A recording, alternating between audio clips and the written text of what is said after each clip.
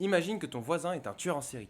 Comment réagirais-tu? Notre histoire prend place aujourd'hui dans les années 70 à Sacramento, en Californie. C'est ici que vit un jeune homme fragile psychologiquement qui développe vite une obsession macabre. Il est persuadé que son sang peut s'évaporer. Et pour survivre, il croit devoir boire celui des autres. C'est comme ça que Richard Chase, notre homme du jour, commence par tuer des animaux. Puis, il passe rapidement à l'étape supérieure, les humains. Entre 1977 et 1978, il commet une série de meurtres d'une violence inimaginable. Ses victimes, des inconnus, parfois même des familles entières, toujours choisies au hasard. Mais les enquêteurs découvrent rapidement l'horreur. Sur les scènes de meurtre, Richard boit le sang de ses victimes et prélève des organes. C'est ce qui lui vaudra d'ailleurs le surnom terrifiant de vampire de Sacramento. Alors du coup, à l'époque, la population vit dans la terreur. Personne n'est réellement à l'abri puisqu'il choisit ses victimes sans logique. Mais la police finit tout de même par retrouver son appartement et ce qu'ils y découvrent dépasse l'entendement. Du sang sur les murs, des restes d'organes et des ustensiles utilisés pour ces rituels morbides. Arrêté en 1978, Chase est bien évidemment condamné à la peine de mort. Une peine qui ne verra jamais le jour puisque avant de se faire exécuter, il se suicidera dans sa cellule en avalant un mélange d'antidépresseurs. Aujourd'hui encore, son histoire reste l'une des plus choquantes de toute l'histoire criminelle américaine. Pas de masque à la Zodiac Killer,